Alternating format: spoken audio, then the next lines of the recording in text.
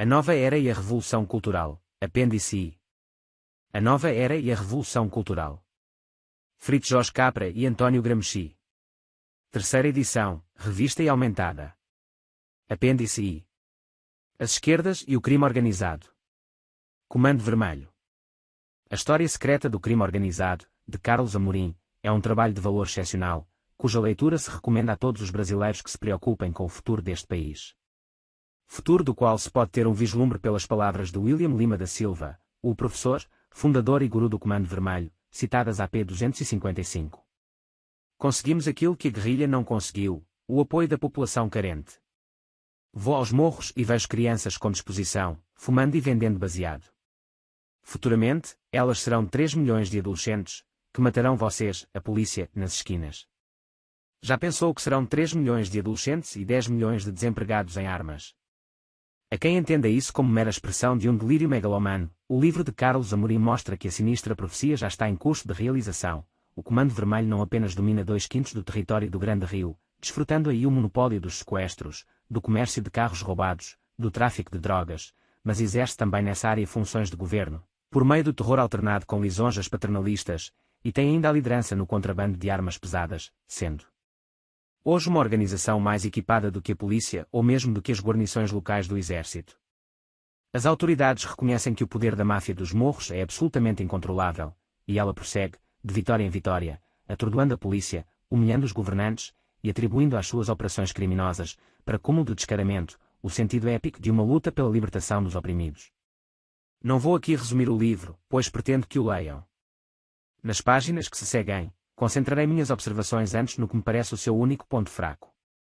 Não farei isto para depreciar os méritos da obra, que são elevados, mas justamente para os realçar, pois essa lacuna, que está no diagnóstico das causas e origens profundas do crime organizado, só poderia ser preenchida por uma investigação que iria muito além do seu escopo. O autor, de fato, alude a algumas causas prováveis, mas centraliza sua atenção no fenômeno do Comando Vermelho como tal, sem estender seu exame ao conjunto dos fatores históricos que cercaram, propiciaram e finalmente determinaram o seu surgimento. Não se trata, portanto, de assinalar aqui algum defeito do livro, mas de sugerir investigações suplementares que dariam matéria para outro livro, ou vários. Uma certeza o livro de Amorim parece deixar definitivamente assentada: o Comando Vermelho nasceu da convivência entre criminosos comuns e ativistas políticos dentro do presídio da Ilha Grande, entre os anos de 1969 a 1978. Ali os militantes esquerdistas ensinaram aos bandidos as técnicas de guerrilha que eles viriam a usar em suas operações criminosas e os princípios de organização político-militar sobre os quais viria a estruturar-se o Comando Vermelho, bem como a fraseologia revolucionária com que o bando hoje glamoriza suas façanhas. O que não fica claro de maneira alguma é o grau e a natureza da participação das organizações de esquerda na criação do Comando Vermelho, a sua responsabilidade histórica pela eclosão do fenômeno que hoje aterroriza a população carioca e põe em risco a sobrevivência da jovem e frágil democracia brasileira. Quanto a esse ponto, o autor se contradiz: sua narrativa dos fatos aponta num sentido, suas opiniões no sentido contrário. Eis uma dessas opiniões. Os revolucionários nunca pretenderam ensinar criminosos a fazer guerrilhas. Em mais de uma década de pesquisas, nunca encontrei o menor indício de que houvesse uma intenção, menos ainda uma estratégia, para envolver o crime na luta de classes. Logo, na interpretação do autor, os ensinamentos de guerrilha teriam sido passados aos bandidos de uma maneira natural, espontânea, impremeditada, ao sabor de contatos fortuitos entre indivíduos, e sem qualquer responsabilidade das organizações esquerdistas. Mas os fatos narrados pelo próprio Amorim desmentem frontalmente essa interpretação. Sem chegarem a dar respaldo à tese policial que vê no Comando Vermelho uma extensão ou um recrudescimento da velha guerrilha revolucionária, eles indicam, no entanto, que o que se passou na Ilha Grande foi algo de bem mais comprometedor do que simples conversas casuais. Poderosos interesses vetam, hoje, uma investigação mais profunda desses episódios. Os prisioneiros políticos de então tornaram-se gente importante, deputados, ministros, procuradores, com poderes suficientes para dissuadir qualquer olhar curioso que se lance sobre um passado que eles preferem manter protegido entre névoas. Não duvido que a ambiguidade do próprio Amorim tenha brotado do prudente desejo de evitar um confronto com essa gente, cujos partidários e simpatizantes exercem uma completa hegemonia sobre o seu ambiente de trabalho, as redações de jornais. Da minha parte, porém, nada espero deles. No tempo em que eram perseguidos políticos, ajudei-os o quanto pude, escondendo foragidos e armas, redigindo e distribuindo propaganda contra a ditadura, porque via em seus rostos o emblema da verdade, hostilizada pela mentira oficial. Hoje, que estão a um passo do poder, já enxergo em seu semblante a máscara da hipocrisia, que anuncia para breve, neste país, um novo império da falsidade. Todo sacerdócio converte-se, mais cedo ou mais tarde, num culto de si mesmo, tendo outrora servido à verdade, eles hoje tomam o lugar dela no altar de um culto degenerado. Investigar o sentido dos episódios da Ilha Grande é romper um tabu, é violar o preceito consagrado segundo o qual a maldade, a baixeza, a hipocrisia são monopólio da direita. A convivência entre presos políticos e bandidos comuns é antiga no Brasil, reconhece Amorim. Vem desde 1917, com as primeiras prisões de agitadores sindicalistas e anarquistas. Intensificou-se durante e após a rebelião comunista de 1935. Desde então foi constante e sistemático o esforço dos comunistas para doutrinar criminosos e enquadrá-los na luta política.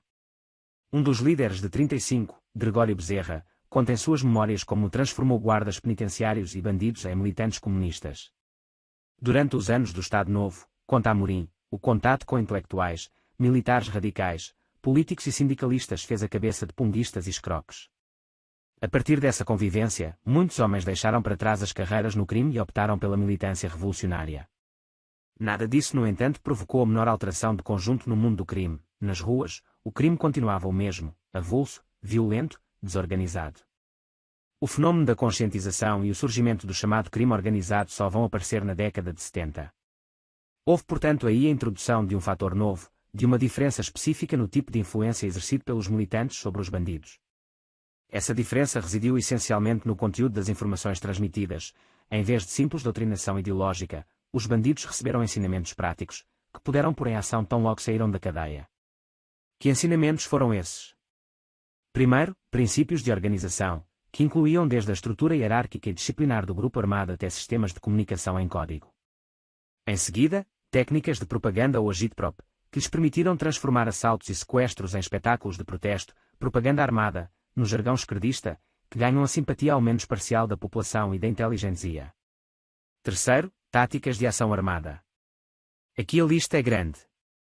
Dentre os procedimentos usados pela guerrilha e copiados pelo Comando Vermelho, pode-se destacar os seguintes.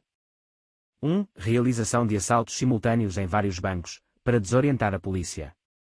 2. Com o mesmo objetivo, bombardear os postos policiais com dezenas de alarmes falsos, no dia dos assaltos planejados. 3. Não sair para uma operação armada sem deixar montado um posto médico para atender os feridos, que antes os bandidos deixavam à sua própria sorte, expondo-se à delação por vingança. 4. Em caso de emergência, invadir pequenas clínicas particulares selecionadas de antemão, obrigando os médicos a dar atendimento aos feridos. 5. Planejamento e organização de sequestros. 6. Designar para cada operação um crítico, que não participa da ação mas apenas observa e assinala os erros para aperfeiçoar a ação seguinte. 7. Planejar as ações armadas com exatidão, de modo a obter no mínimo de tempo o máximo de rendimento com o mínimo derramamento de sangue. Hoje o Comando Vermelho consome em 4 ou 5 minutos um assalto a banco. 8. Técnicas para o bando retirar-se do local da ação em tempo recorde, aproveitando-se da conformação das ruas, do congestionamento, etc., ou provocando deliberadamente acidentes de trânsito. 9. Planejamento cuidadoso de todas as ações, segundo o princípio de Carlos Marighella, somos fortes onde o inimigo é fraco. Ou seja, onde não somos esperados. 10. Informação e contra-informação como base do planejamento. 11. Sistema de aparelhos, casas compradas em pontos estratégicos da cidade, para ocultar fugitivos após as operações, guardar material bélico, etc. O quarto e último grupo de ensinamentos dizia respeito à seleção das melhores armas para cada tipo de operação, e ainda à fabricação de explosivos apropriados para o uso na guerrilha urbana, como coquetéis Molotov com uma fórmula especial preparada por estudantes de química e bombas de fragmentação com pregos acondicionados junto à pólvora e enxofre num tubo de PVC ou numa lata do tamanho de uma cerveja. O conjunto forma um curso completo de guerrilha urbana, apoiado ainda numa bibliografia especializada, que incluía o pequeno manual do guerrilheiro urbano, de Carlos Marighella, Guerra de Guerrilhas, de Che Guevara, e a Revolução na Revolução, de Regis Debray, além de A Guerrilha Vista por Dentro, de Wilfred Bachet. Este último é apenas uma reportagem feita no Vietnã por um correspondente de guerra inglês, mas entre os militantes era tão prezado quanto as obras de guerrilheiros profissionais, e sua circulação chegou a ser proibida no Brasil durante os governos militares, porque mostra como o Vietcong fabricava munição, inclusive com uma fórmula para se produzir pólvora caseira. Explica também como funcionava o sistema de túneis para a fuga dos comandos guerrilheiros, com iluminação a partir de geradores movidos a roda de bicicleta. O livro fala ainda dos códigos, do correio baseado em bilhetes entregues de mão em mão, de aldeia em aldeia. Um manual de guerra revolucionária que contém longas explanações de tática e estratégia. Enfim, dinamite pura. Rematavam a bibliografia clássicos da literatura marxista, Marx, Lenin, e obras menores de doutrinação. Todos esses ensinamentos foram depois levados à prática pelo Comando Vermelho, que demonstrou possuir até mesmo um domínio mais extenso deles do que as próprias organizações guerrilheiras. O crime organizado foi muito além do que a luta armada tinha conseguido nos anos 70, tanto em matéria de infraestrutura quanto na disciplina e organização internas. Como bem resumiu o assaltante de bancos Vadinho, Osvaldo da Silva Calil, que viu tudo de perto na Ilha Grande, os alunos passaram a professores. Amorim opina enfaticamente que não houve intenção de ensinar guerrilha aos bandidos, que a transmissão desses ensinamentos deu de maneira involuntária, em resultado espontâneo do convívio eventual nas cadeias. Diante dos fatos narrados, é difícil acreditar nessa opinião, é difícil mesmo admitir que o próprio Amorim acredite nela. Mais sensato é vê-la como uma concessão verbal, tendo ousado divulgar fatos que são profundamente comprometedores para as esquerdas. Amorim preferiu deixar que a narrativa falasse por si, sem endossar pessoalmente a conclusão que ela impõe. Manha de repórter, que com muita prudência teme mais as línguas de seus colegas de ofício do que as balas do Comando Vermelho. O que me faz interpretar as coisas desse modo é a desproporção entre a força da narrativa e a timidez dos argumentos em que Amorim sustenta sua opinião. Qualquer principiante do jornalismo sabe que a exposição dos fatos exerce sobre o leitor uma influência mais profunda do que a opinião expressa. A verdadeira intenção de um jornal está na sua maneira de selecionar e ordenar as notícias, e não no que ele afirma nos editoriais. As cabeças dos repórteres funcionam de modo análogo, inteligências antes narrativas do que analíticas, expressam-se mais plenamente contando os fatos do que alinhando argumentos. O principal argumento que Amorim apresenta em defesa de sua tese é que, ao longo de 12 anos, não encontrou indícios ou provas de uma intenção, menos ainda de uma estratégia, no sentido de os militantes ensinarem guerrilha aos bandidos. O argumento destrói-se a si mesmo. Em primeiro lugar, não existe prova de intenção, a não ser a lógica mesma do ato, pela qual das consequências podemos remontar às causas. Todo ato humano que não possa ser explicado pela mera acidentalidade pressupõe uma intenção, e todo acidente é, por definição, momentâneo. Não existem acidentes continuados, a mera casualidade não se prolonga, inalterada e uniforme, ao longo dos anos, como um par de dados não prossegue dando 6 e 6 incansavelmente ao longo das rodadas. Qualquer ato reiterado é, por si mesmo, prova da sua intenção. Se um homem fica bêbado uma vez, 2 vezes, pode ser sem intenção e por mero efeito acumulado dos tragos mal medidos, mas se 4 ou 5 vezes por semana o encontramos virando novamente o copo até trocar as pernas, será preciso alguma outra prova para certificar que ele teve intenção de se embriagar. Ora, a transmissão de ensinamentos de guerrilha prosseguiu, na Ilha Grande, por nada menos que 9 anos. Que mais será necessário para comprovar uma intenção? Pode-se ver a coisa por um segundo ângulo. Uma intenção nada mais é do que a previsão de uma consequência, somada ao desejo de provocar essa consequência. Só podemos, portanto, supor a ausência de intenção quando um homem não está em condições de prever as consequências de seu ato. Se o marido furioso desfere um tabefe na esposa e a manda para o hospital, podemos admitir que o brutamontes não mediu sua força, mas depois de uma longa série de internações da infeliz, devemos supor que ele ainda não avaliou corretamente a proporção entre o impulso da porrada e suas consequências hospitalares, ou que ele teve a intenção de desencadear precisamente essas consequências. Quanto aos nossos guerrilheiros, a hipótese da ausência de intenção pressupõe que fossem incapazes de atinar com o uso que os discípulos fariam de seus ensinamentos. Se um deles, uma vez ou outra, desse com a língua nos dentes, poderia ser coincidência. Mas vários deles transmitindo informações seguidamente ao longo dos anos, sem jamais atinar com as consequências do que faziam, é mais do que a credulidade humana pode admitir. Provas externas só são necessárias quando a lógica dos fatos não fala por si, quando nos fatos há algo de ambíguo que admite interpretações variantes, o que não é o caso. Mas Amorim absolve os guerrilheiros justamente com base na ausência desse tipo de provas. E acontece que mesmo estas não estão realmente ausentes. Querem ver? Só existem no mundo 3 tipos de provas: materiais, documentais e testemunhais. A prova material está lá, a presença dos livros, dos manuais de guerrilha nas mãos dos bandidos é prova de que alguém os entregou a eles.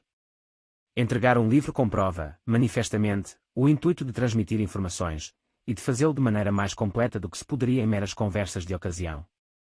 Os livros citados por Amorim eram obras raras, de tiragem limitada e circulação proibida, que só se encontravam, quando se encontravam, nas mãos de militantes diretamente envolvidos nas organizações da esquerda armada.